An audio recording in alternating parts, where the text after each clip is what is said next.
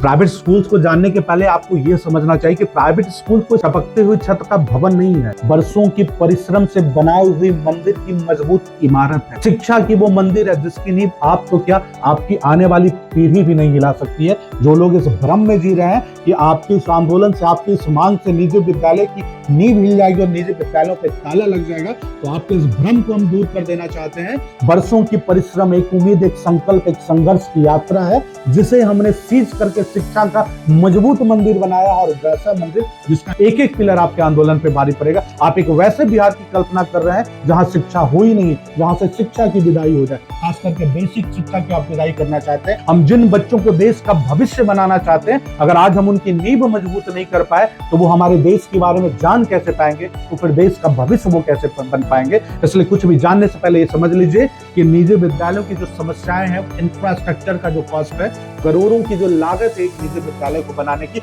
और अगर हम करोड़ों लगाते नहीं तो आज जो क्वालिटी एजुकेशन दे रहे हैं, जो फ्रेश एजुकेशन दे रहे हैं, जो आज विदेश के लोग भी भारत के एजुकेशन सिस्टम को फॉलो कर रहे हैं, भारत के एजुकेशन सिस्टम को देखकर चकित हैं, वो कहीं ना कहीं निजी विद्यालयों की देन है। और अगर हमने इंफ्रास्ट्रक्चर पे वो करोड़ों नहीं लगाया होता तो आज भारत शायद शिक्षा के क्षेत्र में वो मुकाम नहीं हासिल कर रही होती, और आज हम भारत को विकासशील देश नहीं जानते, आज हम बिहार को विकास कर रहा प्रदेश नहीं जानते। अब ये समझ लेना कि निजी विद्यालय की समस्याएं क्या है। एक बार हमने इंफ्रास्ट्रक्चर पे खर्च किया, उसके अलावा हमको मेंटेनेंस पे खर्च करना है, एम्प्लॉयमेंट पे, जितने भी हमारे शैक्षणिक और गैर शैक्षणिक कर्मचारी हैं उन पे जो खर्च हो रहा है, इस पे कोई सरकारी सहायता नहीं होती है। एक तो सरकार हमारे ऊपर कुछ नॉर्म्स लगाती है राइट टू एजुकेशन एक्ट के तहत कि जो 25% अलाभकारी वर्ग के बच्चों को हमें मुफ्त एजुकेशन देना। हालांकि सरकार से वो जो रिटर्न हमें मिलना चाहिए, आरटी एक्ट के तहत जो अनुदान राशि मिलती है, वो भी हमें कई वर्षों से नहीं मिल रही। उसके बावजूद हम वो असहाय, लाचार और अलाभकारी वर्ग के बच्चों को फ्री में शिक्षा दे रहे हैं। आपको निजी विद्यालयों की